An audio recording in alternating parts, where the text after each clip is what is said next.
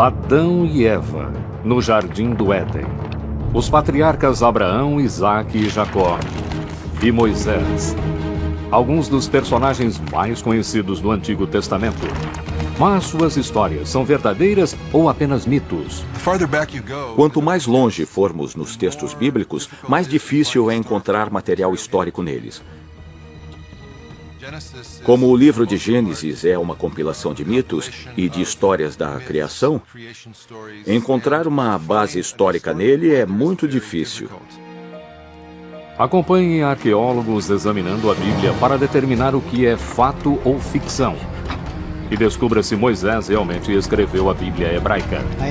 Na mesma hora, eu vi letras muito claras e distintas.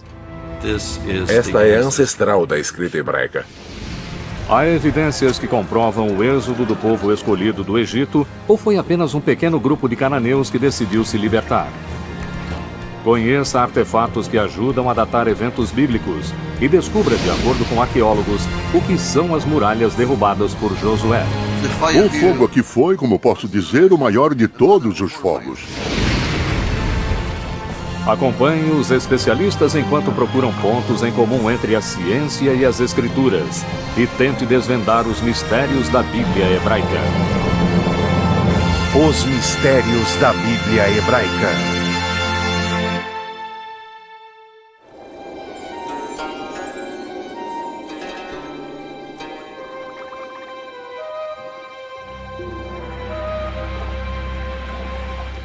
Em 1896, próximo às margens do Nilo, no sul do Egito, o arqueólogo britânico Flinders Petrie conduziu uma escavação em Tebas, a antiga cidade dos mortos.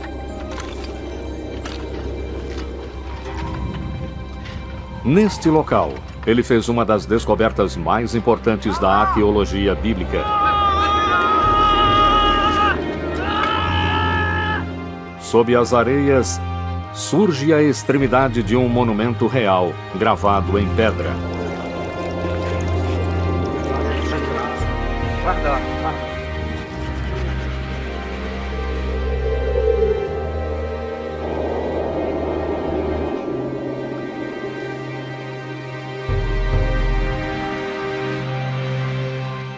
O objeto, feito em homenagem ao faraó Merneptah, filho de Ramsés o Grande, ficou conhecido como a Estela de Merneptah. E atualmente encontra-se no Museu do Cairo.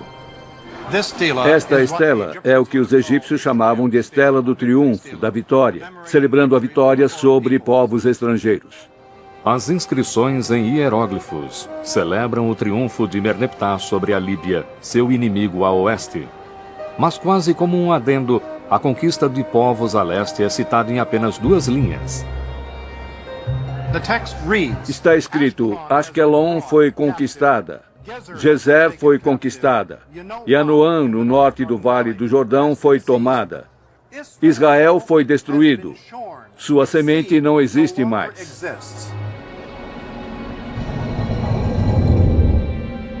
A história prova que o faraó estava enganado. Em vez de representar sua aniquilação, a Estela de Merneptah anuncia a entrada no palco mundial de um povo chamado Israel. Esta é uma prova valiosíssima de um grupo étnico chamado Israel no Planalto Central do sul de Canaã. De acordo com a cronologia egípcia, o documento data de 1208 a.C.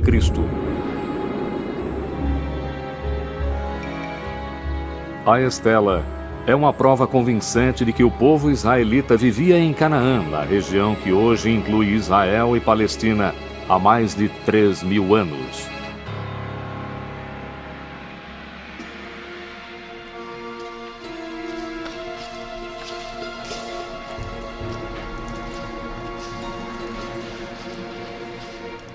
Os antigos israelitas são mais conhecidos por meio de contos familiares que registram sua história.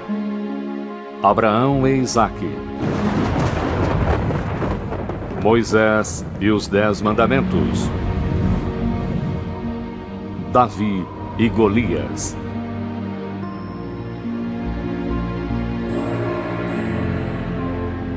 Foram os antigos israelitas que escreveram a Bíblia.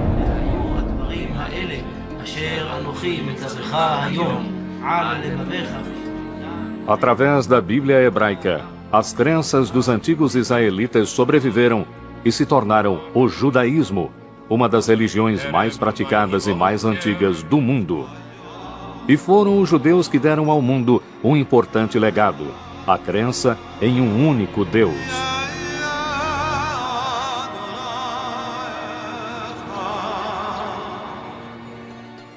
Esta crença se tornaria a fundação para duas outras importantes religiões monoteístas: o cristianismo e o islamismo.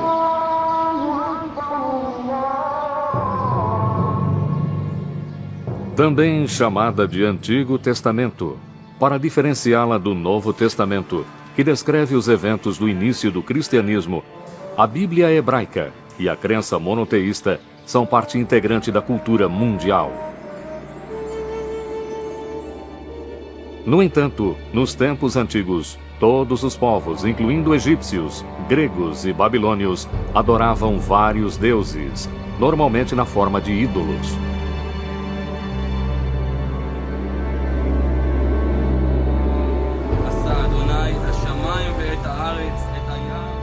Como os israelitas, sozinhos entre os povos antigos, descobriram o conceito de um só Deus? Como tiveram a ideia que profundamente mudou o mundo?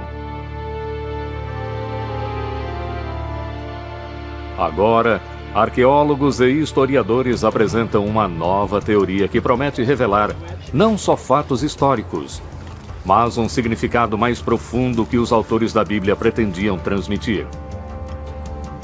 Eles começam investigando a fundo a Terra e a Bíblia.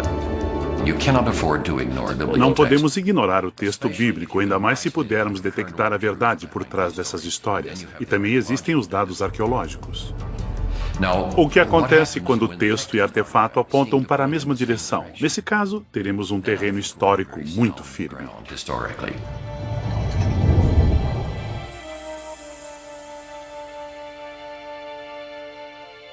Estudiosos procuram pontos em comum entre a ciência e as escrituras. O mais antigo é a Estela da Vitória do faraó Merneptah, de 1208 a.C.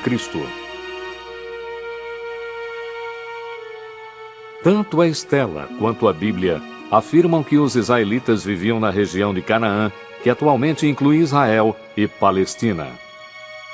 É neste lugar, entre dois dos maiores impérios, que a história de Israel se desenrola. A Bíblia hebraica está repleta de histórias sobre as origens de Israel. A primeira é de Abraão, que deixa a Mesopotâmia com a família e viaja para a terra prometida, Canaã.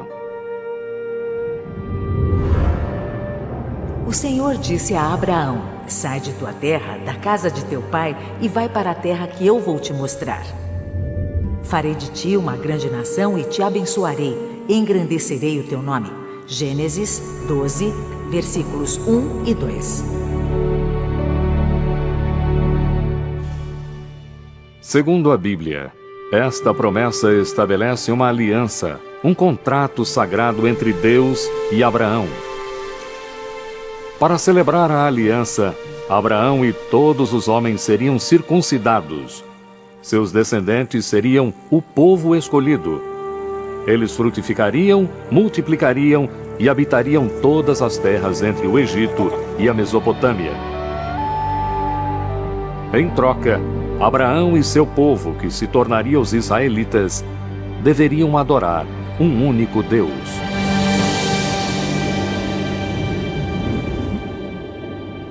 Essa é uma nova ideia, uma ideia que ninguém tinha tido antes. Deus, no nosso sentido, não existe antes de Abraão. É difícil compreender como essa ideia deve ter sido radical em um mundo dominado pelo politeísmo, com a adoração de vários deuses e ídolos.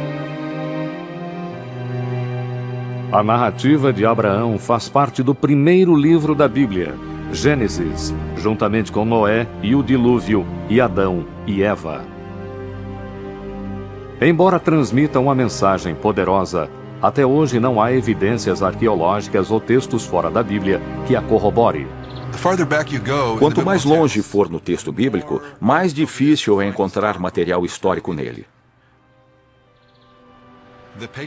Os patriarcas remontam a Gênesis, que é em grande parte uma compilação de mitos e de histórias da criação. É muito difícil encontrar uma base histórica. Essa ausência de evidências históricas faz os estudiosos adotarem uma abordagem diferente ao lerem a narrativa bíblica. Eles olham além do conceito moderno de fato ou ficção, perguntando-se, para começar, por que a Bíblia foi escrita.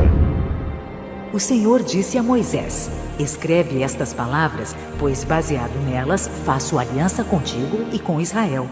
Êxodo 34, versículo 27. A crença tradicional é de que Moisés escreveu os 5 primeiros livros da Bíblia. Gênesis, a história da criação. Êxodo, a libertação da escravidão para a terra prometida. Levítico, Números e Deuteronômio, leis de moralidade e costumes.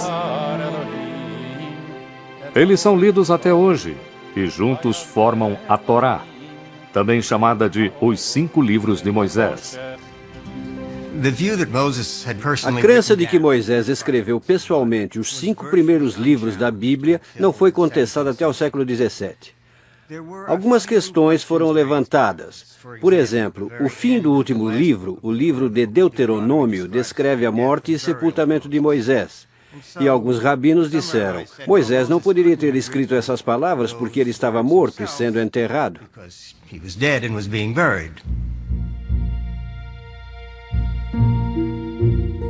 Investigando o texto detalhadamente, encontram-se outras discrepâncias. Por exemplo, quantos animais de cada espécie Noé deveria levar à arca? Um texto diz 2, um par de cada animal. Outro texto diz 7 pares dos animais puros e apenas 2 dos animais impuros. Em um capítulo, a Bíblia diz que o dilúvio durou 40 dias e 40 noites, mas no seguinte diz que foram 150 dias. Para ver se a água havia baixado, Noé envia uma pomba, mas na sentença anterior ele envia um corvo. Há 2 versões completas da história do dilúvio misturadas na mesma página.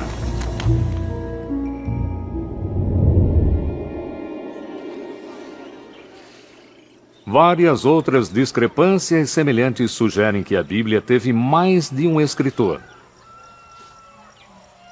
Na verdade, nos 5 primeiros livros da Bíblia, estudiosos identificaram pelo menos 4 grupos diferentes de escribas, redigindo ao longo de centenas de anos. Esta teoria se chama hipótese documentária. É uma espécie de antologia que foi feita ao longo de vários séculos por pessoas diferentes que acrescentaram e subtraíram coisas.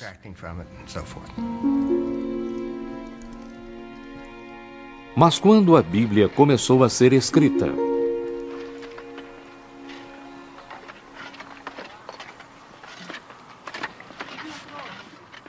Tel Zayit é um pequeno sítio na fronteira sudoeste da antiga Israel que remonta aos tempos bíblicos. Ron Tapp vem escavando aqui desde 1999. Era o último dia daquela que teria sido uma temporada normal. Enquanto eu tirava algumas fotografias aéreas, um voluntário avisou ao seu supervisor que tinha encontrado umas marcas interessantes, possivelmente letras inscritas em uma pedra. Onde, aqui? É. Letras eram uma descoberta rara. Quando se aproximou para examinar as marcas, Ron teve a maior surpresa da vida. Quando me debrucei sobre a pedra, na mesma hora eu vi letras muito claras e distintas.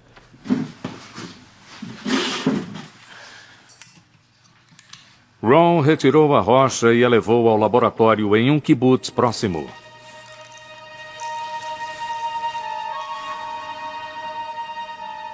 Somente então ele percebeu que era mais do que uma simples inscrição. Aleph, Bet,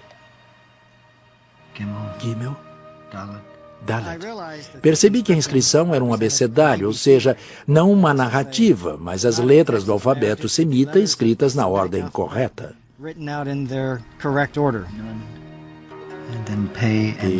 E Ain são difíceis de ler, mas estão aqui. Essa escrita é uma antiga forma do alfabeto hebraico. Foi encontrado o alfabeto completo e não apenas 2 ou 3 letras aleatórias. Tudo indica que este é o ancestral da escrita hebraica.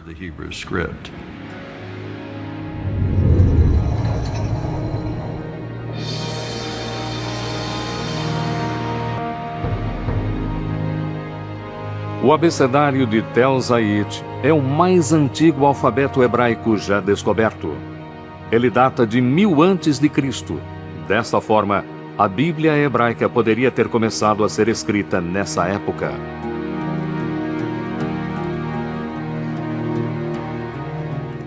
Para descobrir o texto mais antigo na Bíblia, estudiosos analisam a ortografia, a gramática e o vocabulário hebraico. A Bíblia hebraica é uma coleção de textos escritos há mais de 1000 anos. E como qualquer outro idioma, o hebraico naturalmente mudou ao longo desse tempo.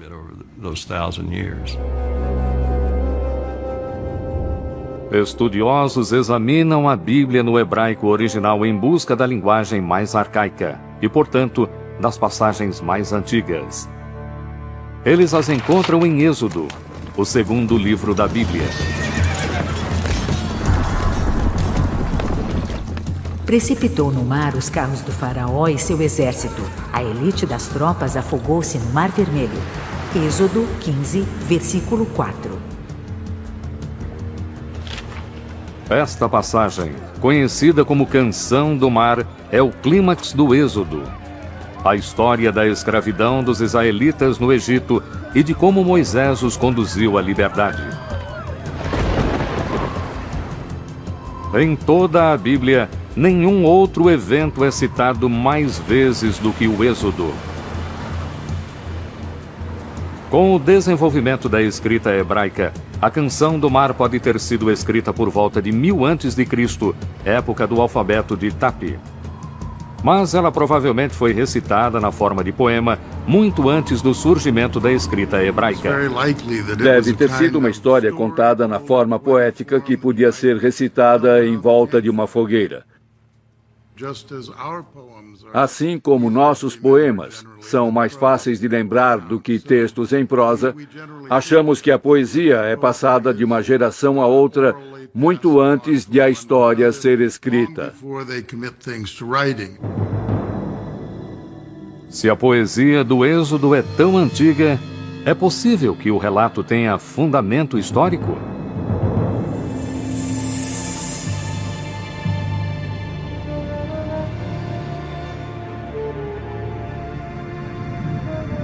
Aqui, no delta oriental do Nilo, no Egito, em uma paisagem repleta de ruínas e de monumentos caídos, arqueólogos descobriram uma cidade perdida.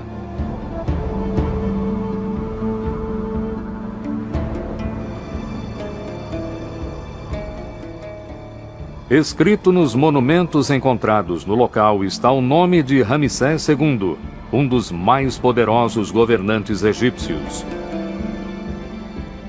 Ele é tradicionalmente conhecido como o faraó do Êxodo. Antigos textos egípcios chamam a cidade de Pi-Ramsés ou Casa de Ramsés, um nome que ressoa com a história bíblica do Êxodo. Os únicos itens mencionados na história do Êxodo que podemos ligar a um material não bíblico são as cidades que os hebreus foram obrigados a construir. E elas se chamam Pithom e Ramsés.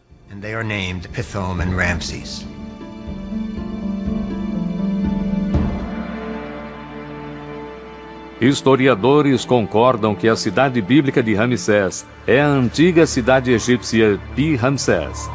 Suas ruínas encontram-se na atual Tanis. Os egiptólogos identificaram Pi-Ramsés, a cidade de Ramsés, como sendo Tanis, porque aqui existe uma abundância de monumentos a Ramsés. Essa convergência entre a arqueologia e a Bíblia fornece uma data aproximada para o Êxodo. Ele não pode ter acontecido antes de Ramsés se tornar rei por volta de 1275 a.C. e não pode ter acontecido após 1208 a.C., quando a estela do faraó Merneptah, filho de Ramsés II, localiza os israelitas em Canaã. A Bíblia afirma que os israelitas deixaram o Egito em massa. 600 mil homens e suas famílias, e em seguida caminharam no deserto por 40 anos. Mesmo supondo que a Bíblia exagera, em 100 anos de buscas, arqueólogos ainda não encontraram evidências de uma migração que possa ser relacionada ao Êxodo. Nenhum sítio arqueológico nos forneceu qualquer informação sobre a rota percorrida no deserto. O Êxodo não é comprovado em lugar algum.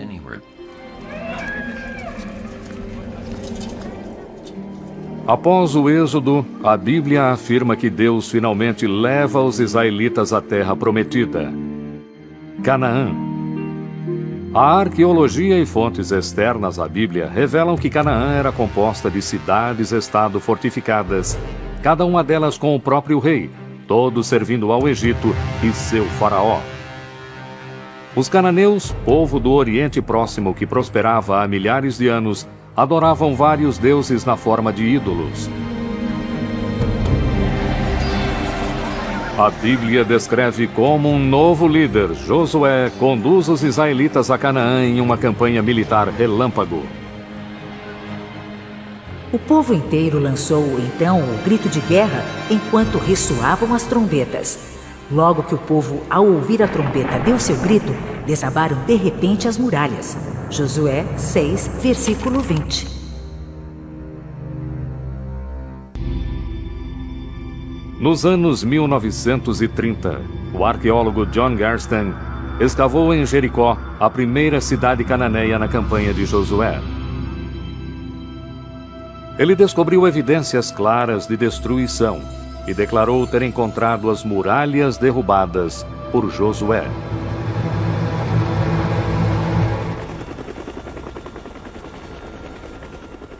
E em Hazor, que a Bíblia descreve como a maior de todas as cidades cananeias, há mais evidências de destruição. Hoje, Hazor está sendo escavada por um dos principais arqueólogos israelenses, Amnon Ben-Tor, assistido por sua protegida e co-diretora, Sharon Zuckerman. Estou caminhando por uma passagem entre dois dos cômodos do Palácio do Rei de Hazor. É possível ver sinais de destruição por toda parte. Podemos ver as rochas escuras aqui e vemos que elas partiram em milhões de pedaços. É preciso um calor muito intenso para causar um dano desses. O fogo aqui foi, como posso dizer, o maior de todos os fogos.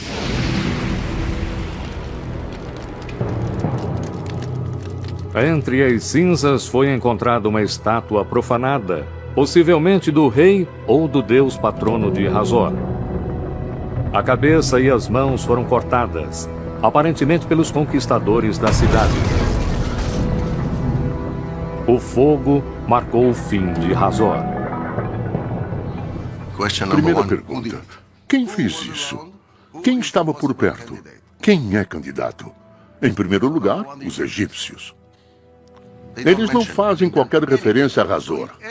Nas inscrições da época não encontramos Hazor. Outra cidade-estado cananeia poderia ter feito isso? Talvez. Mas quem era forte o bastante para isso? Quem sobra? Os israelitas são os únicos que dizem ter feito. Assim, eles devem ser considerados culpados pela destruição de Hazor até que provem o contrário.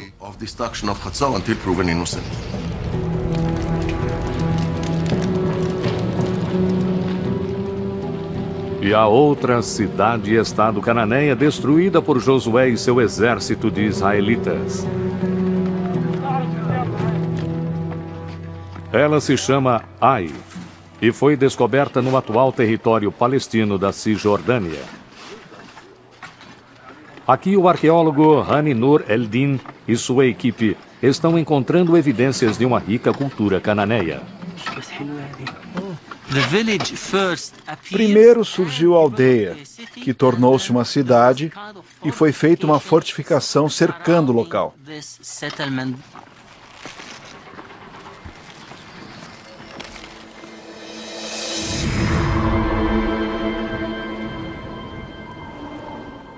Estas ruínas já fizeram parte de um palácio e de templos magníficos que foram destruídos.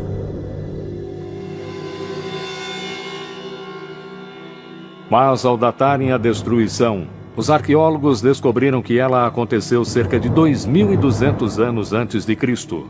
Jericó foi destruída em 1500 antes de Cristo e Hazor em cerca de 1250 antes de Cristo. As cidades-estado não foram destruídas ao mesmo tempo. Há um intervalo de quase 1000 anos. Na verdade, dos 31 locais que a Bíblia afirma que Josué conquistou, poucos possuem algum sinal de guerra. Não há evidências de conflito armado na maioria desses lugares. Também se sabe que a maior parte das cidades cananeias, que supostamente foram destruídas pelos israelitas, não foram destruídas, ou foram destruídas por outros. Uma única invasão militar, liderada por Josué, não justifica a chegada dos israelitas em Canaã.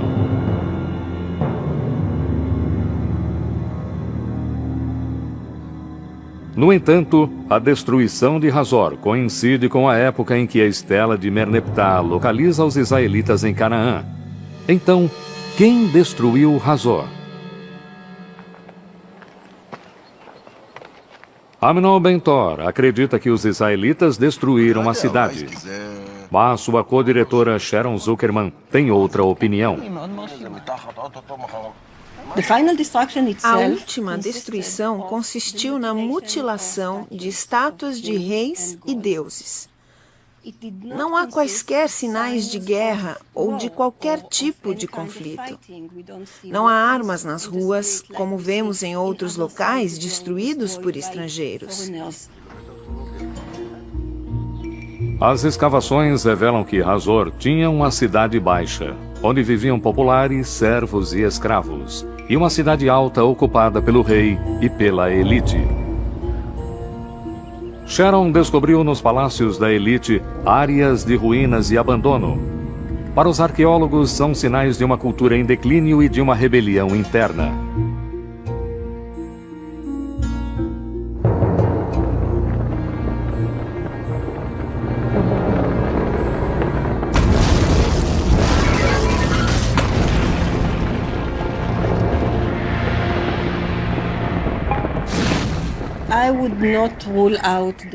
Eu não descarto a possibilidade de uma revolta interna de cananeus que se revoltaram contra a elite que governava a cidade.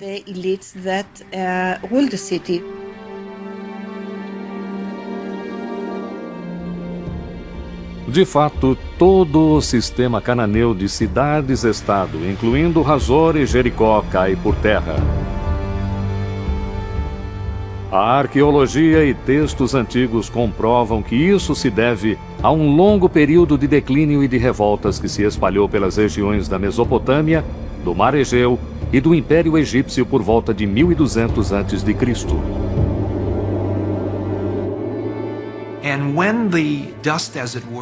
E quando a poeira baixa, quando podemos ver o que assume o lugar dessas cidades, encontramos vários novos povos se destacando nesse vazio criado pela dissolução do sistema de Estado.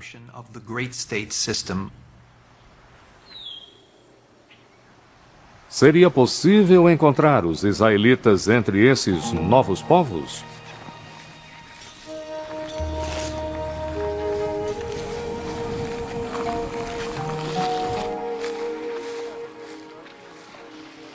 Nos anos 1970, arqueólogos iniciaram um levantamento em toda a região central de Canaã, onde atualmente está localizado o território palestino da Cisjordânia. Eu lecionava na época e levávamos os alunos 2 vezes por semana ao Planalto. E a cada dia cobríamos entre 2 e 3 quilômetros quadrados. É um processo bem lento para cobrir toda a área.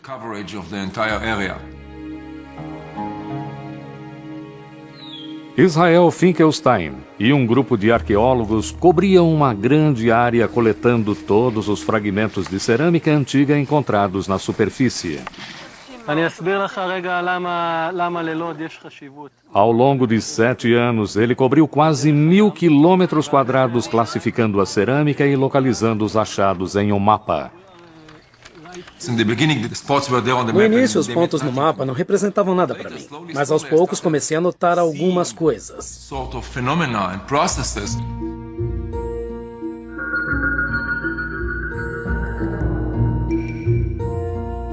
Datando a cerâmica, Israel descobriu que antes de 1200 a.C. havia aproximadamente 25 assentamentos.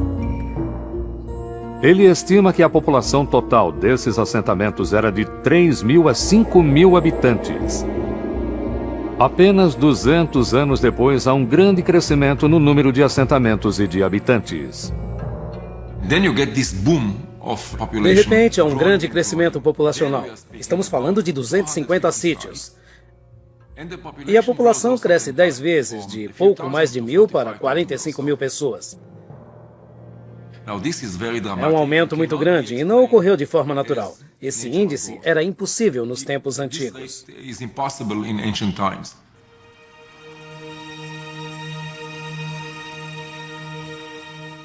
Se o crescimento não foi natural, talvez sejam pessoas que dispersaram após o colapso das grandes cidades-estado.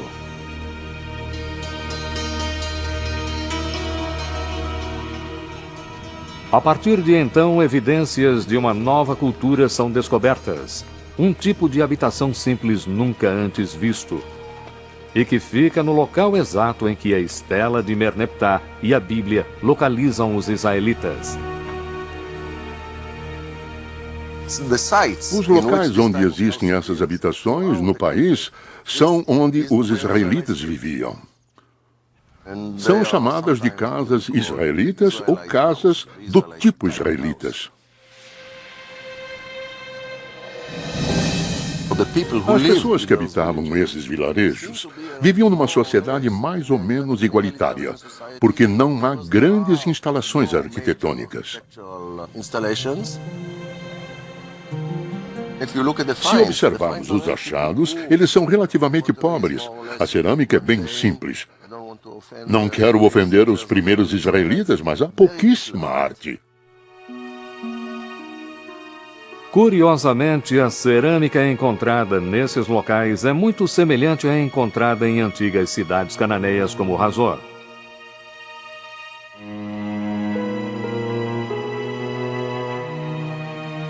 Na verdade, a casa israelita é praticamente a única coisa diferente.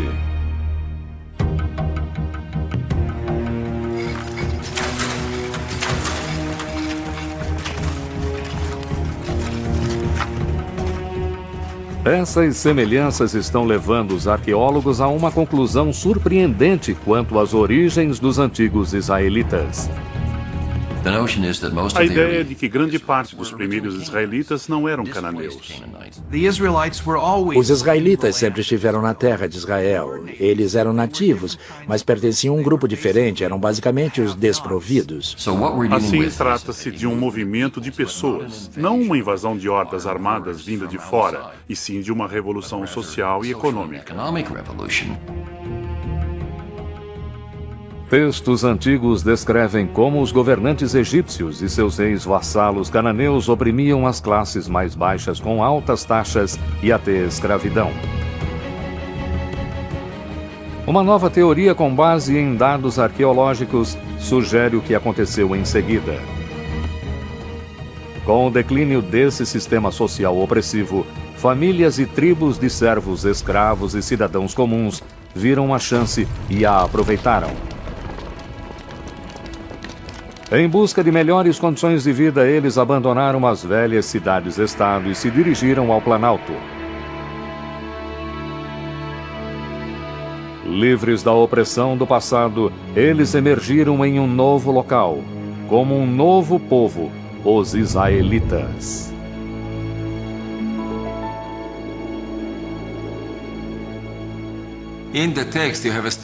No texto, os israelitas vêm de fora. Cercam as cidades cananeias, destroem as cidades e se tornam uma nação na terra de Canaã.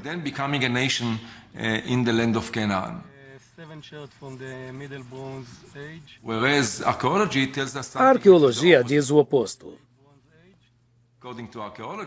Segundo a arqueologia, o surgimento de Israel é resultado do colapso da sociedade cananeia. Não há causa desse colapso.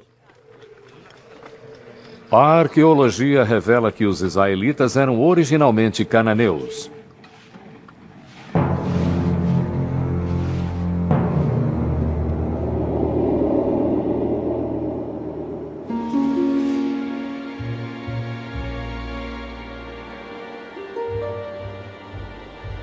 Então, por que a Bíblia retrata os israelitas como forasteiros em Canaã? E a saída de Abraão da Mesopotâmia, de Moisés conduzindo os escravos para fora do Egito e em direção da terra prometida, e Josué conquistando Canaã vindo de fora? A resposta pode estar no desejo de criar uma nova identidade. A identidade, segundo os psicólogos, é criada ao falarmos sobre o que não somos ao falar dos outros. Para descobrir quem sou, devo saber quem eu não sou.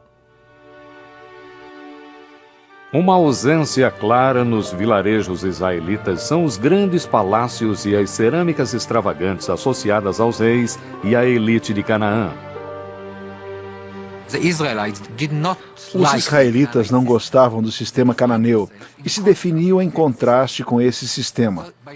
Ao não usarem cerâmicas decoradas ou importadas, criaram uma ideologia de simplicidade que marcou a diferença entre eles e o sistema cananeu egípcio.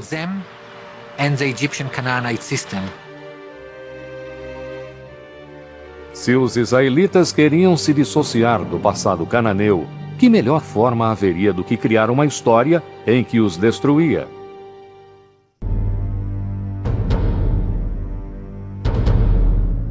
Mas as histórias de Abraão, do Êxodo e da conquista servem a outro propósito.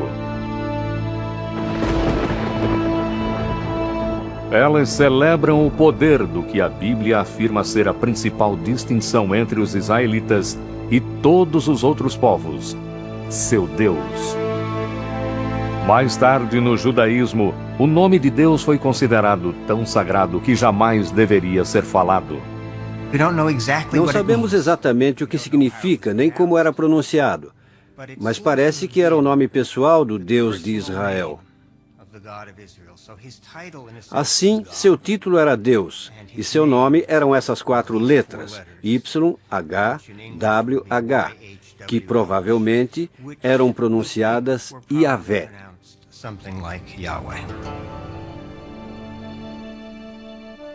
Mas esse nome aparece somente na Bíblia hebraica.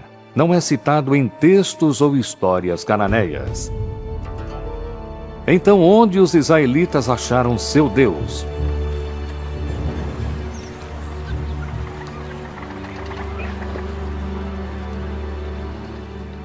A busca pelas origens de Yahvé levou os estudiosos ao Antigo Egito.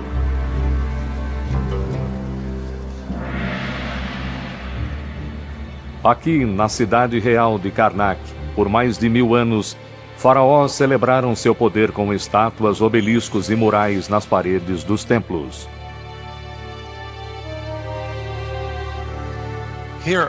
Aqui, na muralha norte de Karnak, temos cenas que retratam vitórias e batalhas de Seti I, pai de Ramsés o Grande. Seti celebra uma de suas maiores vitórias sobre os Chassos.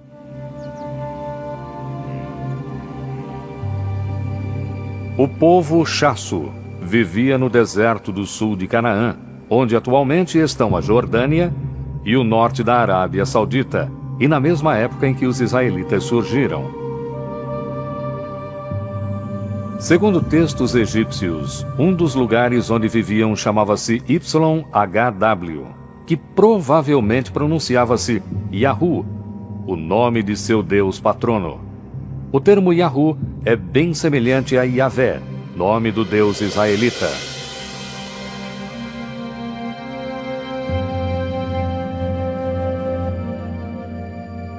Na Bíblia, o lugar onde os Chassos viviam é chamado de Madian. É neste lugar, antes do êxodo, que Moisés encontra Deus pela primeira vez na forma de uma sarça ardente. Não te aproximes daqui. Tira as sandálias dos pés, porque o lugar onde estás é chão sagrado. Deus disse ainda a Moisés: assim dirás aos israelitas: Yahvé, o Deus de vossos pais, enviou-me a vós. Este é o meu nome para sempre, e assim serei lembrado de geração em geração. Êxodo 3, versículos 5 e 15. Assim, temos em fontes egípcias um nome parecido com o Yahvé, nas proximidades de Madian. Moisés está em Madian, uma deidade surge para ele e se identifica como Yahvé.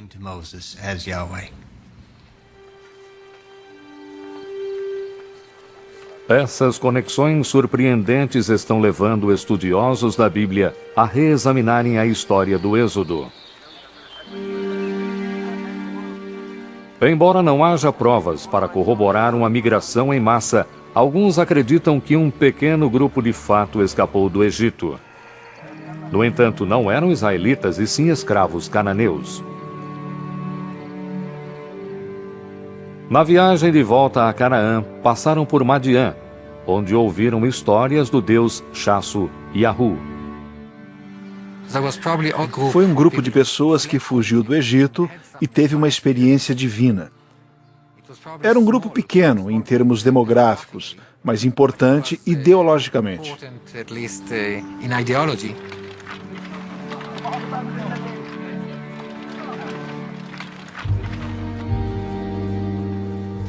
Eles seguiram para o planalto central do país, onde encontraram as tribos que haviam deixado as cidades-estado cananeias.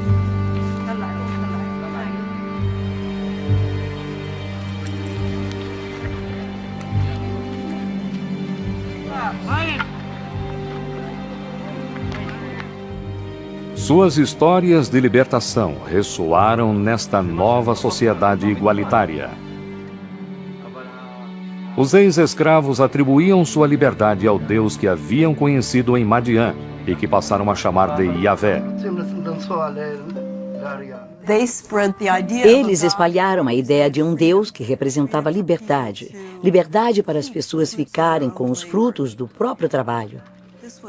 Era uma mensagem tão forte que uniu as pessoas e lhes deu uma nova identidade. A identidade dos israelitas.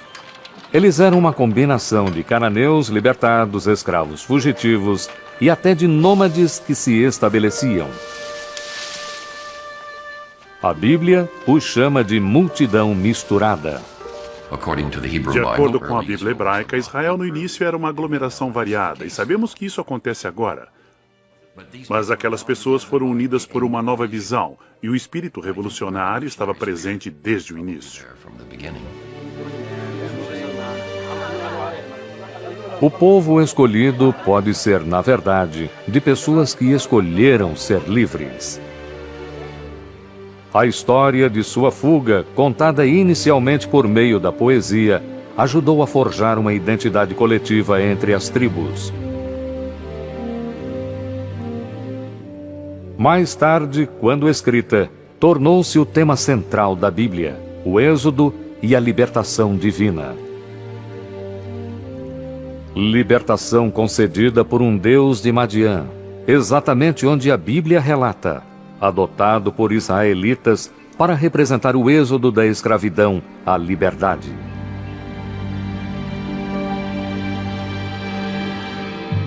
Então, foi esse o nascimento do monoteísmo? A ideia comum do que diferenciava os antigos israelitas de seus vizinhos era o fato de que os vizinhos adoravam vários deuses e deusas, e os israelitas somente um Deus verdadeiro. Mas não é esse o caso.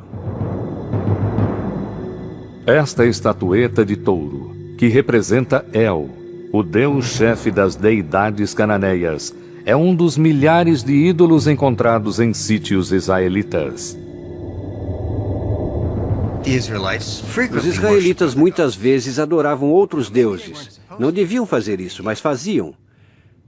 Assim, no aspecto prático, muitos israelitas não eram monoteístas.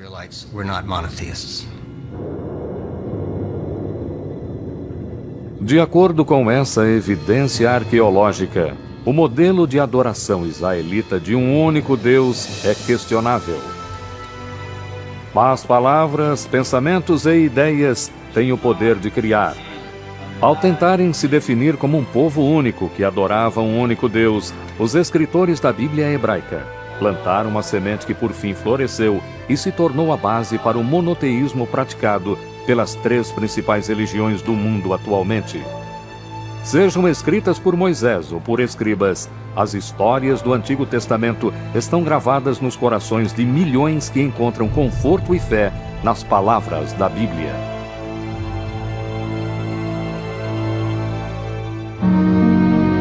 Versão Marshmallow São Paulo.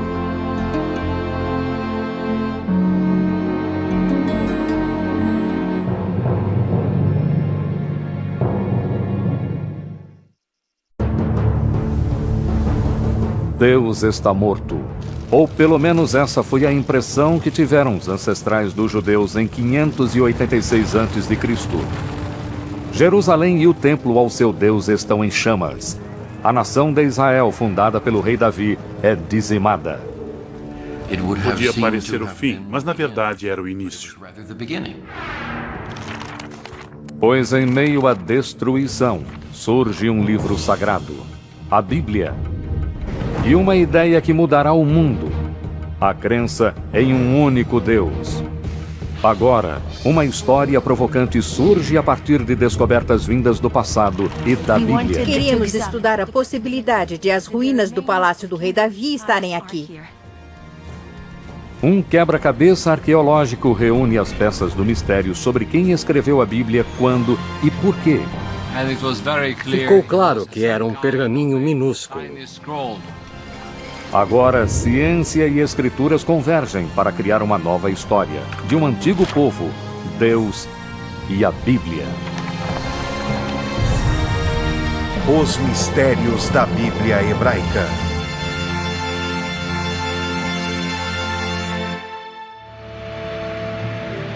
O debate entre a comunidade científica e religiosos continua. Muitos acreditam na hipótese documentária que afirma que o Antigo Testamento teve vários autores e descarta Moisés como fonte única. E como não existem evidências físicas da vida de Moisés, alguns chegam a questionar se ele existiu de fato. Porém, alguns personagens bíblicos podem ter deixado uma marca bem clara. E por volta de 1000 a.C., uma dessas figuras míticas surge para unir as 12 tribos de Israel contra um novo inimigo. Davi meteu a mão no embornal, apanhou uma pedra e arremessou-a com a funda, atingindo o filisteu na fronte. A pedra se encravou na sua testa e o gigante tombou com o rosto em terra. 1 Samuel 17, versículo 49. Dentre todos os nomes na Bíblia hebraica, nenhum é mais citado do que o de Davi.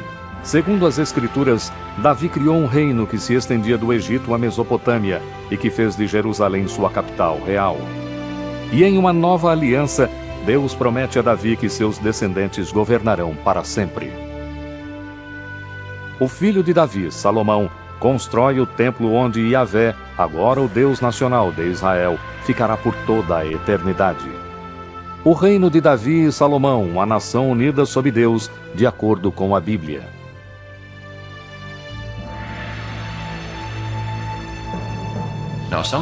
Alguns céticos afirmam que não havia uma monarquia unida, que isso é uma criação bíblica e de estudiosos modernos. Ou seja, Davi não existiu. Um revisionista bíblico afirmou que Davi é tão histórico quanto o rei Arthur. No entanto, em 1993, uma descoberta trouxe novas informações sobre aquele que a Bíblia chama de maior rei de Israel. Gila Cook estava terminando um levantamento com um assistente em Tel Dan, um sítio bíblico no extremo norte de Israel. A escavação era chefiada pelo arqueólogo israelense Avraham Bihan.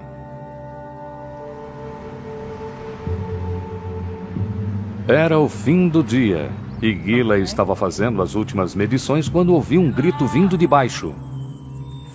Era Bihan gritando para mim. Gila, venha cá. Eu acenei para ele e continuei trabalhando.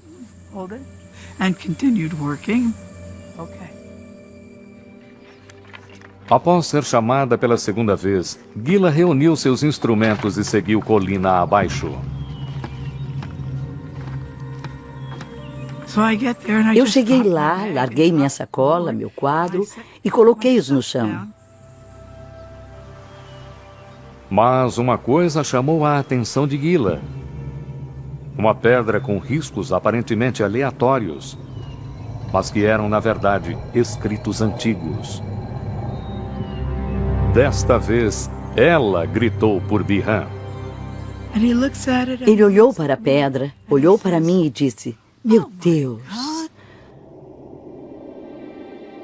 Gila havia encontrado um fragmento de uma estela da vitória escrito em aramaico, uma linguagem antiga muito semelhante ao hebraico. A dedicatória feita pelo rei de Damasco ou por um de seus generais celebra a conquista de Israel. Dizia, eu matei reis poderosos com milhares de carruagens e milhares de cavaleiros. Matei o rei da casa de Davi.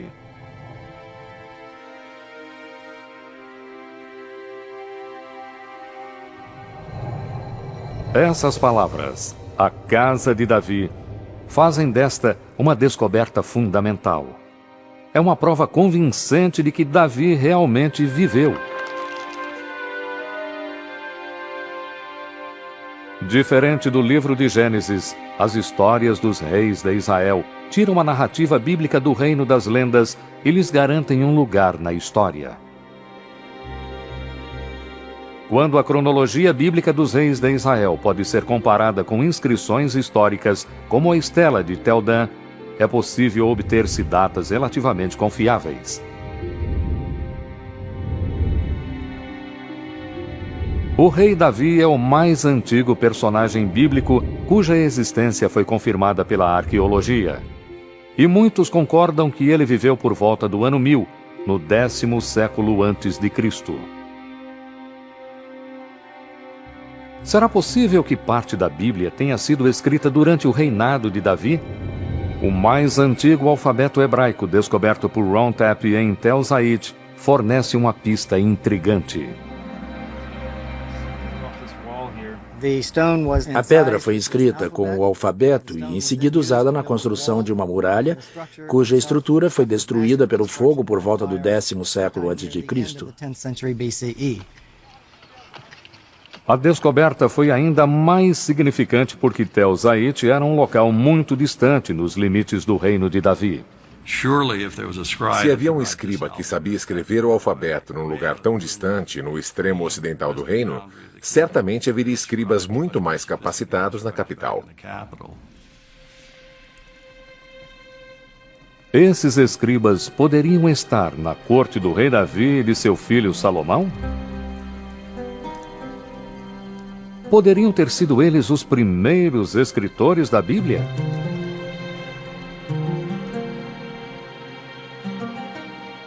No século XVIII, estudiosos alemães descobriram uma pista sobre quem escreveu a Bíblia, escondida com 2 nomes diferentes para Deus. Segundo um relato, Abraão conhecia Deus por seu nome pessoal, que costuma se pronunciar Yahvé. O autor dos trechos com o nome Yahvé, que em alemão escreve-se com J, foi chamado de J. Mas segundo outros relatos, Abraão conhecia Deus pelo termo hebraico mais comum para Deus, que é Elohim. Assim, os 2 escritores ficaram conhecidos como E de Elohim e J de Yahvé. Baseando-se em poesias e canções passadas de uma geração a outra, ambos escreveram uma versão do passado distante de Israel. As histórias de Abraão e a Terra Prometida, Moisés e o Êxodo. O mais antigo dos 2 é o conhecido por J, que muitos consideram do século X a.C., época de Davi e Salomão. E como os eventos relatados na versão de J se passam na região de Jerusalém, é provável que ele tenha vivido lá, talvez nas cortes reais de Davi e Salomão.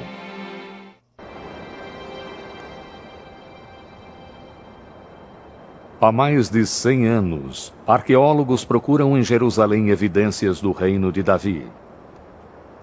A arqueóloga israelense Eilat Mazar iniciou escavações na parte mais antiga de Jerusalém, atualmente chamada de Cidade de Davi.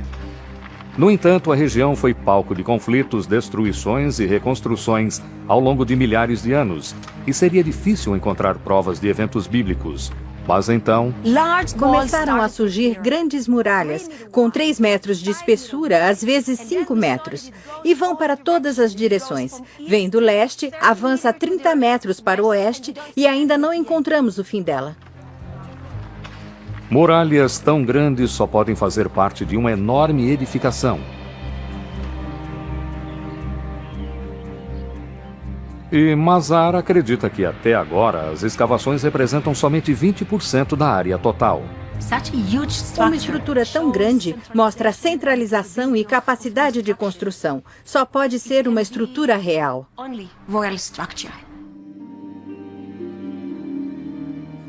Este complexo pode ser a evidência de um reino, mas seria o reino de Davi?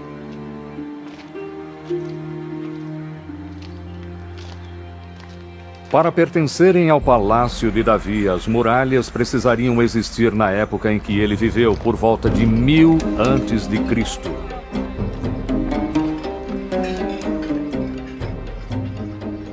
O problema é que muralhas de pedra não podem ser datadas por si mesmas. O cálculo da idade de ruínas é feito com base nas cerâmicas encontradas no local.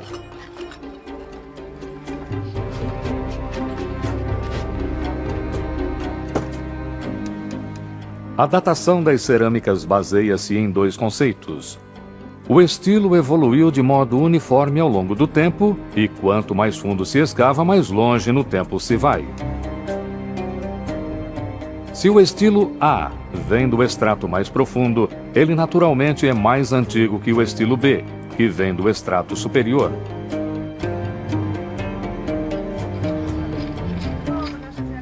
Ao analisarem cerâmicas de sítios bem estratificados, arqueólogos podem criar o que chamam de cronologia relativa.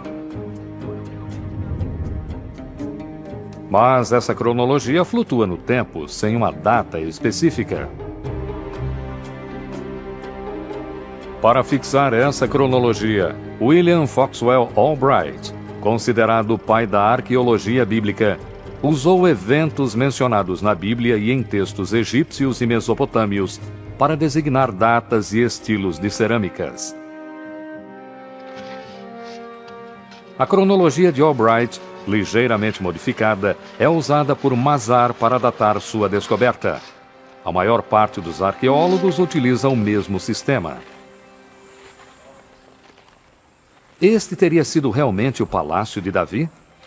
Mazar reúne as evidências. A construção é enorme. Está localizado em um local de destaque na parte mais antiga de Jerusalém. E a cerâmica, de acordo com a cronologia de Albright, data do século X a.C., época de Davi.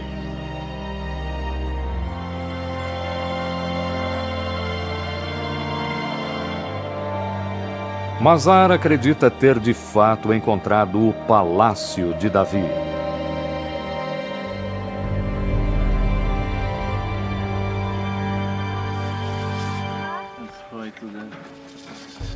Mas todas as evidências e a existência do reino em si se baseiam em fragmentos de peças cerâmicas. Atualmente existe um sistema mais confiável que não se baseia na Bíblia, como o método de Albright, e que permite datar as cerâmicas de forma mais precisa, a datação por radiocarbono. É a especialidade de Elisabetta Boareto, do Instituto Weizmann. O primeiro passo é o trabalho de campo, relacionando materiais como caroços de azeitona e sementes ou carvão ao contexto arqueológico.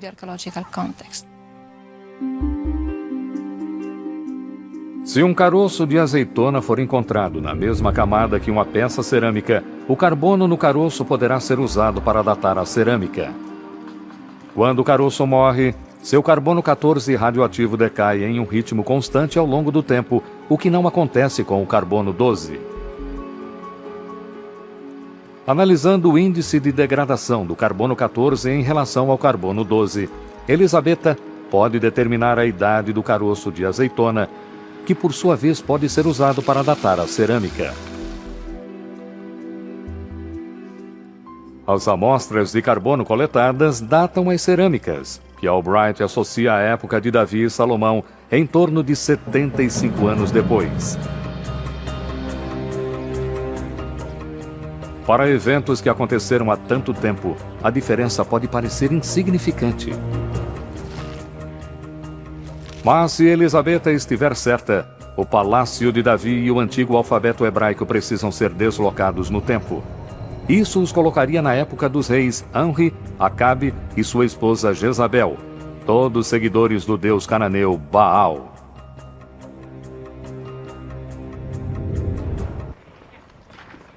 Outras equipes coletaram amostras de carbono seguindo a mesma metodologia. De acordo com os novos resultados, o Palácio de Mazar e o alfabeto de Tepe podem datar do século X a.C., época de Davi e Salomão. Mas como explicar essa discrepância? O problema é que a datação por radiocarbono tem uma margem de erro de 30 anos para mais ou para menos, mais ou menos a mesma diferença entre os dois lados. A cerâmica e a datação por radiocarbono não podem determinar se o reino de Davi e Salomão era tão grande e próspero como descreve a Bíblia.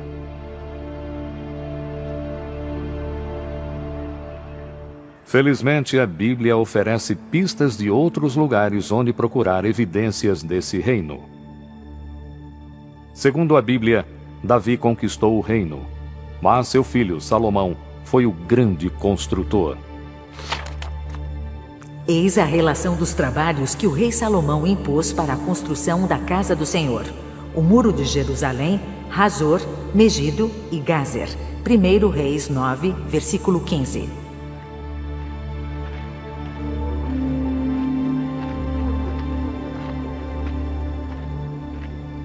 Aqui em Hazor, Amnon Ben-Tor, diretor de escavações, acredita ter a prova da campanha de construção de Salomão.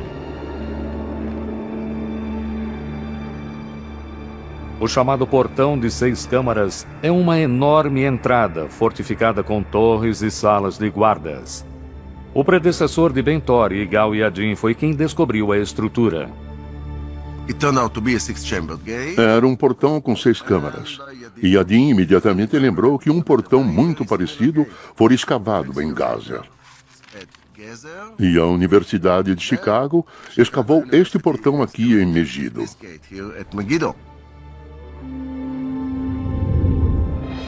Surpreso com a semelhança dos 3 portões, Yadin recordou a passagem na Bíblia. E temos uma ligação fantástica entre a passagem bíblica e o que a arqueologia descobriu. 3 portões monumentais, baseados na mesma planta, é uma forte evidência não só de prosperidade, mas também de uma autoridade central. Ao longo da história, os israelitas foram divididos em tribos e depois em reinos norte e sul. A localização de portões tão similares nas 2 regiões sugerem uma única autoridade governante em toda a terra. Mas como podemos ter certeza de que é o reino de Davi e Salomão? A resposta está no Egito. A cena que vemos nesse muro celebra uma campanha militar comandada pelo faraó Shishak, ou Sheshonq, fundador da 22ª dinastia no Egito.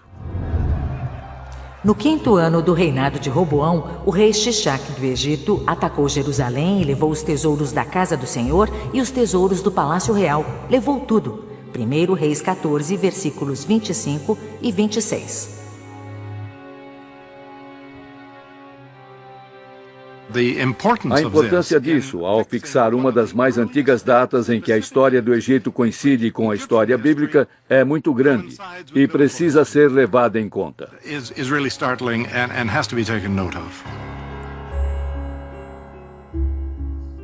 Esta convergência surpreendente entre a Bíblia e a história egípcia fornece uma data exata para a morte de Salomão. A campanha de Shishak, segundo a cronologia egípcia, ocorreu em 925 a.C. E a Bíblia afirma que Salomão morreu 5 anos antes, ou seja, em 930 a.C. É mais uma evidência de que Davi e Salomão viveram no século X. Mas há outras provas ocultas nessas muralhas. Essas figuras, com descrições de fronteiras capturadas e muralhas de cidades, representam locais conquistados pelo faraó Shishak em Israel. Um deles é Gazer, onde arqueólogos encontraram uma marca registrada do programa de construção de Salomão, um portão de 6 câmaras. Bill Dever comandou as escavações nos anos 1960. Podemos ver aqui provas claras de uma destruição. Embaixo temos as pedras originais no local. Mas aqui podemos ver as rochas bastante trincadas. Vemos até onde foram queimadas pelo calor de um grande incêndio que ocorreu aqui. Aqui em cima podemos ver que o fogo foi tão intenso que a pedra calcária derreteu e fluiu como se fosse lava. É uma prova clara de destruição e podemos ligar isso à campanha do faraó Shishak.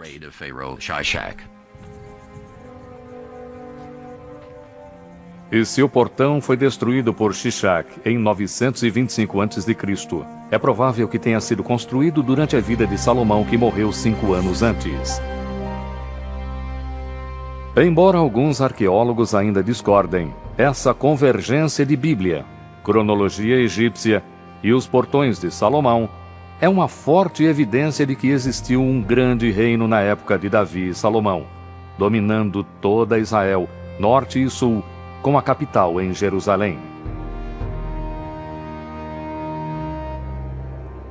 Mas Jerusalém era mais do que um centro político, era um centro religioso. A magia de Jerusalém era a magia do templo. Um templo para um Deus.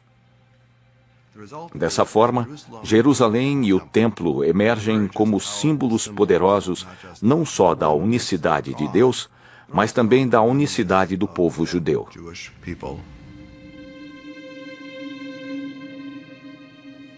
As práticas religiosas dos antigos israelitas têm pouca semelhança com o judaísmo atual. Elas eram centradas em torno do templo construído pelo filho de Davi, Salomão, e visto como a habitação terrena de Yahvé. Para entender como os antigos israelitas cultuavam seu Deus, os estudiosos precisam descobrir como era o templo e como ele funcionava. Mas embora se saiba onde as ruínas devem estar, é impossível escavar no local. Elas estão sob o terceiro local mais sagrado no islamismo, que inclui a cúpula da rocha. Nem uma única pedra do Templo de Salomão foi escavada, mas a Bíblia oferece uma descrição incrivelmente detalhada. O templo construído pelo rei Salomão para Yahvé tinha 60 côvados de comprimento, 20 de largura e 30 de altura. No Santíssimo, Salomão mandou instalar 2 querubins de madeira de oliveira de 10 côvados de altura. Salomão revestiu os querubins de ouro. 1 Reis 6, versículos 2, 23 e 28. A descrição da Bíblia permite o esboço de uma planta para o Templo de Salomão. E ela é bastante semelhante aos templos feitos por povos vizinhos que cultuavam vários deuses. O templo mais parecido fica centenas de quilômetros ao norte de Jerusalém, em Ain-Dara, na atual Síria. Eles possuem dimensões parecidas e a mesma planta baixa, guardando os 2 templos a esfinges ou querubins, como a Bíblia o chama. O templo de Ain-Dara também possui pegadas enormes do Deus que viveu aqui. Elas marcam seu progresso na caminhada ao trono, localizado no santuário interno. Se pegarmos os detalhes do Templo de Salomão encontrados no Livro dos Reis e os compararmos com o Templo de Ain-Dara, poderemos ter uma boa ideia de como o templo teria sido na época de Salomão.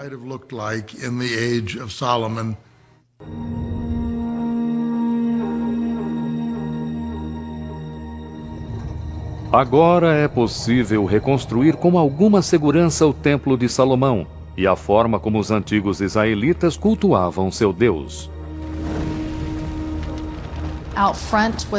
Na frente havia um altar enorme. Atrás dele, uma área livre que levava ao interior do templo. Havia uma sala, o recinto santo, e em seguida o recinto mais sagrado, o sacrossanto, onde a Arca da Aliança guardava as tábuas da lei.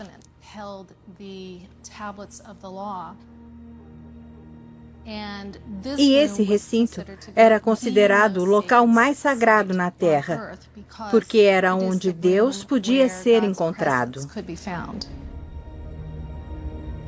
Mas, embora os sacerdotes cultuassem Yahvé no templo, muitos israelitas não eram tão leais. Em Tel Rehov, arqueólogos realizam escavações em uma casa israelita que lança luz sobre as práticas religiosas de seus antigos habitantes. Encontramos esta bela estatueta de argila que representa uma deusa da fertilidade que era cultuada aqui em Israel. Neste caso, ela está segurando um bebê. Quem é essa deusa da fertilidade e o que um ídolo pagão faz em um lar israelita?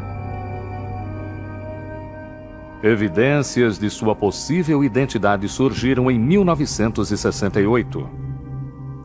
Bill Dever realizava escavações em tumbas no sul de Israel, quando um morador local lhe trouxe uma inscrição que havia sido roubada de uma das tumbas. Quando eu cheguei em casa e a escovei, quase tive um infarto. Havia uma inscrição em letras do século VIII. Continha o nome do falecido e dizia: abençoado seja X por Yahvé.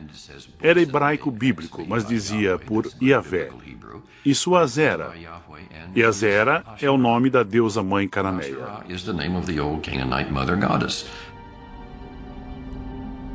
Outras inscrições, associando Yahvé e Azera, foram descobertas e milhares de estatuetas foram encontradas por toda Israel.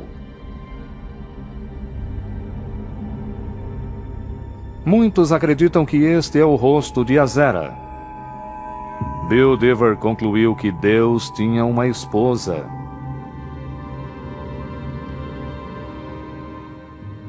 Mesmo centenas de anos depois de os israelitas terem deixado suas raízes pagãs, o monoteísmo ainda não havia sido adotado por completo.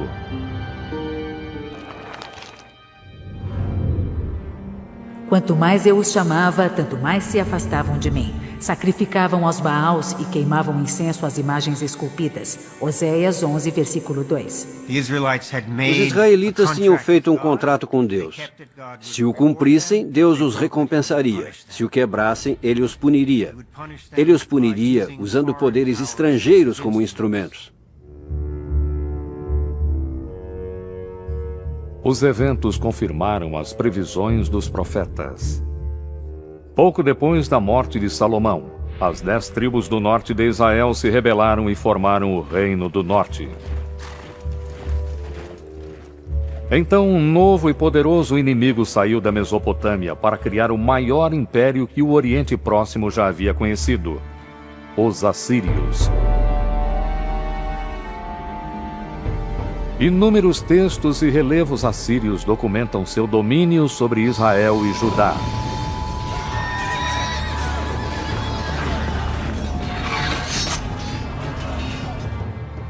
Em 722 a.C., o exército assírio derrotou o Reino do Norte. Aqueles que escaparam da morte ou do exílio na Assíria fugiram para Jerusalém, onde os descendentes de Davi e Salomão continuavam a reinar. Um deles, Josias, segundo a Bíblia, finalmente deu ouvidos às palavras dos profetas. Ficamos sabendo no livro dos Reis que o rei Josias, no fim do século VII a.C., foi informado da descoberta de um pergaminho nos arquivos do templo. O pergaminho foi levado a ele, e enquanto era lido, Josias começou a chorar, porque percebeu que era um texto sagrado, contendo ordens divinas que o povo estava violando.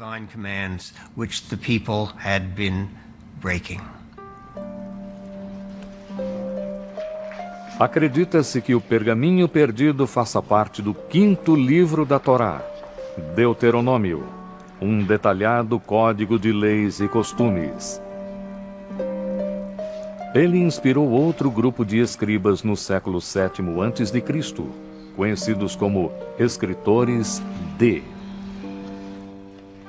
De acordo com a hipótese documentária, após J e E, D é o 3º grupo de escribas que escreveram parte da Bíblia hebraica. D reconta a história do Êxodo e reafirma a aliança feita por Moisés entre Deus e o povo israelita.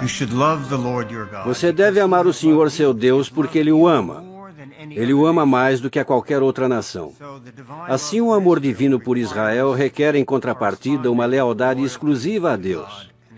E Deuteronômio, mais que qualquer outra parte da Bíblia, insiste que somente o Deus de Israel deve ser cultuado. Para cumprir a aliança, Josias ordena que ídolos e altares a outras deidades sejam destruídos. O livro de Deuteronômio contém a mais clara proibição ao culto de outros deuses, os 10 mandamentos. Eu sou o Senhor teu Deus. Não terás outros deuses além de mim. Não farás para ti ídolos. Não te prostrarás diante deles, nem lhes prestarás culto. Deuteronômio 5, versículos 6 a 9. Ao associarem a crença em um Deus ao comportamento moral, os 10 mandamentos estabelecem um código de moralidade e justiça para todos, o ideal da civilização ocidental. Apesar das reformas de Josias, os israelitas continuaram cultuando outros deuses. A aceitação do Deus único e o triunfo do monoteísmo começa com uma série de eventos amplamente atestados pela arqueologia, por textos antigos e a Bíblia. Começa com a destruição da habitação terrena de Yahvé, o Templo de Jerusalém. Em 586 a.C., após derrotar os assírios, um novo império mesopotâmio invade Israel. os babilônios saqueiam o templo e queimam a cidade sagrada. Diante de Zedequias, o último rei davidiano, os babilônios matam seus filhos e em seguida os cegam. A aliança, a promessa feita por Yahvé ao povo escolhido e a Davi, de que sua dinastia governaria eternamente em Jerusalém, foi rompida. Após 400 anos, Israel foi dizimada.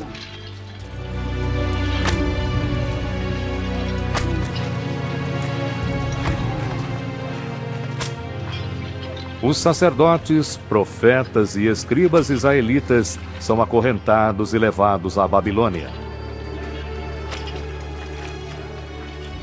Registros babilônios confirmam a presença de israelitas, incluindo o rei, no exílio. Sem o templo, o rei e as terras, como os israelitas conseguiram sobreviver? A jornada começa com antigos pergaminhos que, segundo alguns estudiosos, foram resgatados das chamas da destruição. Entre os exilados que foram de Jerusalém à Babilônia, estavam sacerdotes do templo. E eles levaram seus documentos sagrados, ou seja, as tradições sagradas. De acordo com a hipótese documentária, foi na Babilônia, longe de seus lares em Israel, que sacerdotes e escribas produziram a grande parte da Bíblia hebraica, como é conhecida hoje.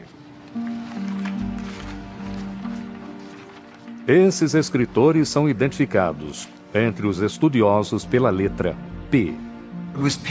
Foi P que reuniu todas as tradições anteriores, escritas por J, E e D, além de outras fontes, e formou o que conhecemos como a Torá, os primeiros 5 livros da Bíblia. Além de compilar, P editou e redigiu uma versão do passado distante de Israel, incluindo a história de Abraão e sua aliança com Deus por meio do ritual da circuncisão, que identifica o povo israelita e mantém o pacto divino. Mas a história de Abraão, de um pai disposto a sacrificar o próprio filho, também fala sobre o poder da fé. Não é coincidência que os escribas exilados tinham escrito que Abraão era originário de Ur, ao sul da Babilônia. Talvez com a mesma fé que Abraão teve, os exilados serão devolvidos à terra prometida. Um dos principais temas na Torá é o tema do exílio e do retorno.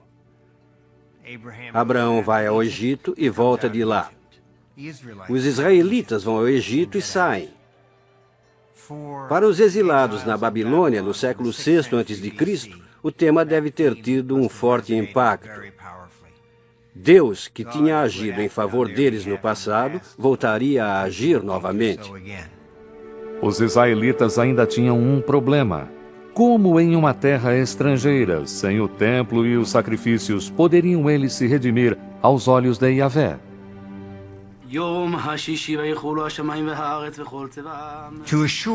Para garantir a proteção divina, os textos de P enfatizam costumes como o Sabá.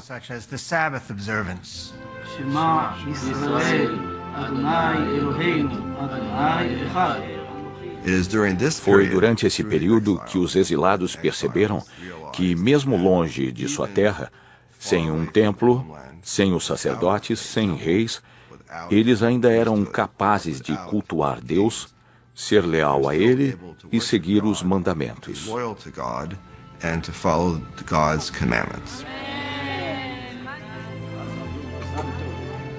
Essa é a fundação do judaísmo. Compilando histórias do passado, escritas pelos escribas J, E e D, como o êxodo da escravidão à liberdade, Moisés e os 10 mandamentos e a jornada de Abraão à terra prometida. P criou o que conhecemos hoje como os 5 primeiros livros da Bíblia.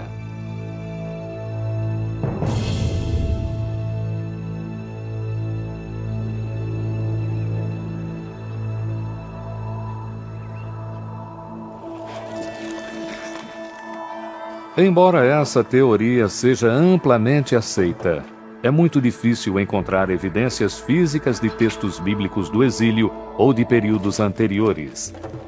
Os mais celebrados textos bíblicos são os manuscritos do Mar Morto. Descobertos por acaso em 1947, os manuscritos representam quase todos os 39 livros da Bíblia hebraica, muitos deles em fragmentos.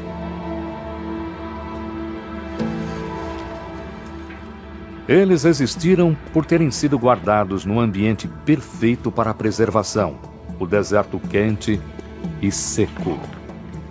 Suspeita-se que havia centenas de outros manuscritos em Israel. Mas, como foram escritos em papiro ou em peles de animais, entraram em decomposição há muito tempo. O mais antigo dos manuscritos do Mar Morto foi escrito pelo menos 300 anos depois do exílio na Babilônia. Na ausência de provas de textos mais antigos, alguns estudiosos afirmam que a Bíblia inteira é uma obra de ficção e chegam a duvidar que Israel e os israelitas tenham realmente existido. Para muitos revisionistas céticos radicais, a Israel antiga não existiu, foi uma criação intelectual, ou seja, aquelas pessoas não relembraram o passado, elas o inventaram. Elas não tinham passado. A Bíblia é um mito de fundação contado para legitimar um povo que não tinha legitimidade. A legitimidade do passado israelita depende da descoberta de uma evidência que comprove as origens antigas da Bíblia. A história dessa grande descoberta teve início nas proximidades da muralha de Jerusalém, em um antigo cemitério. Chegamos aqui e escavamos 7 cavernas funerárias. Elas datam do século VII a.C., por volta da época do rei Josias. Como as cavernas haviam sido saqueadas, não tínhamos grandes esperanças. Gabriel Barkay ordenou a um voluntário de 13 anos que limpasse a tumba para ser fotografada. Em vez disso, ele estava entediado, estava sozinho e, como tinha um martelo, começou a bater no chão. O chão era, na verdade, um teto caído, e abaixo dele estavam artefatos que foram poupados dos saqueadores. Entre as centenas de objetos, um artefato chamou a atenção. Parecia uma ponta de cigarro. Era cilíndrico, com 3 centímetros de largura, 1 de diâmetro, e era um minúsculo pergaminho feito de prata.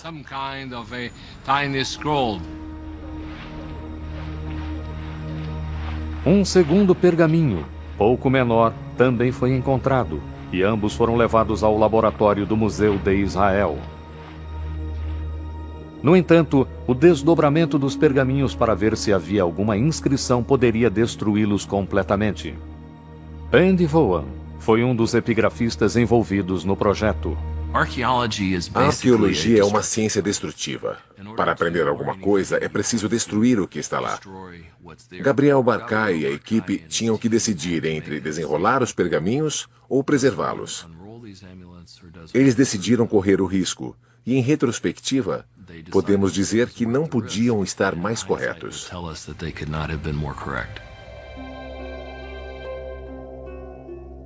Com extremo cuidado, os técnicos criaram um método especial para desenrolar os pergaminhos e revelar seu conteúdo. Eu fui até lá e fiquei impressionado ao ver a coisa toda repleta de caracteres delicadamente inscritos.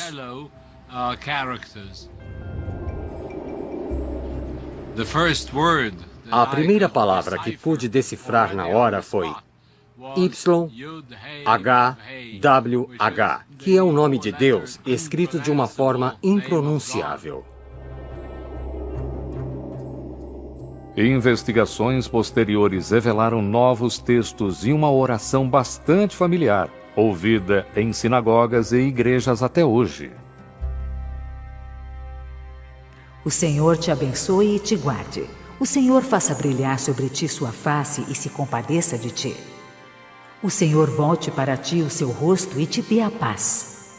Números 6, versículos 24 a 26.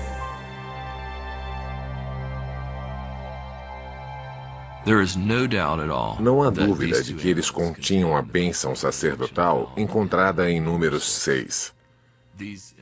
Essas inscrições são muito importantes porque são as mais antigas referências que temos às narrativas bíblicas.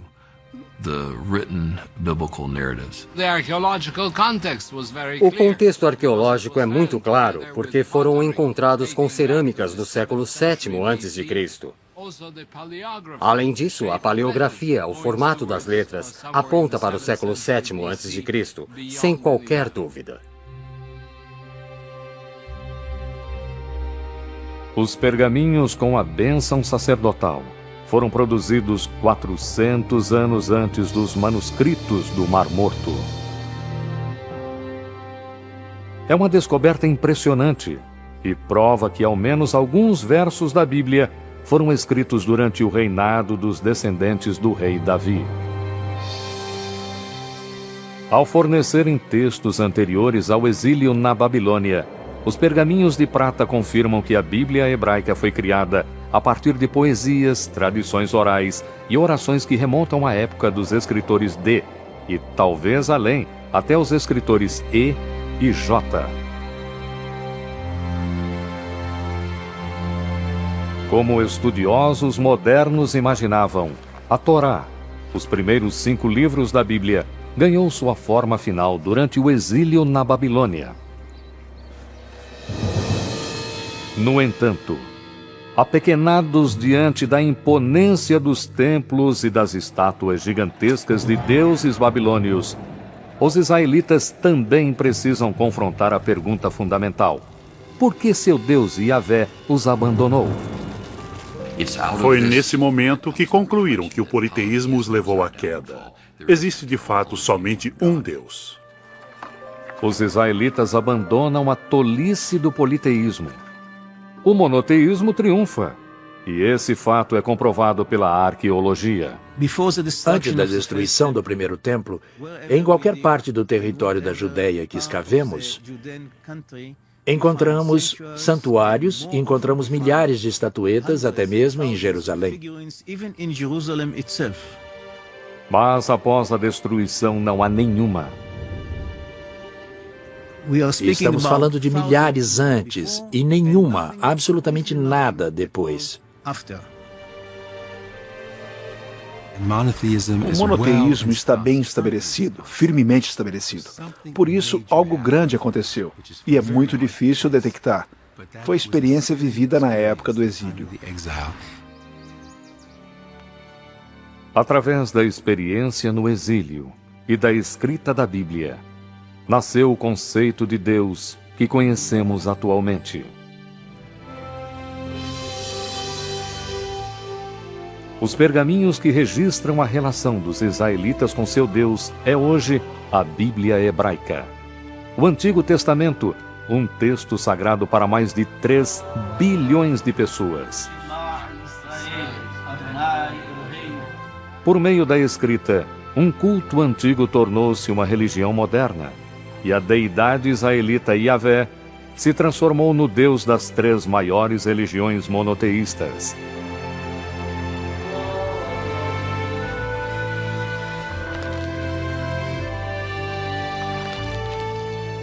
Através de seus ensinamentos, a Bíblia estabeleceu um código de moralidade e justiça, aspirações que ressoam através das gerações.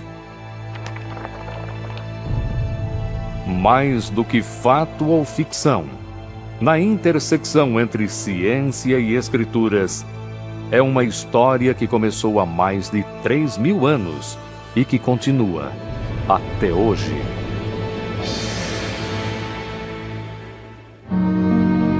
Versão Marshmallow São Paulo.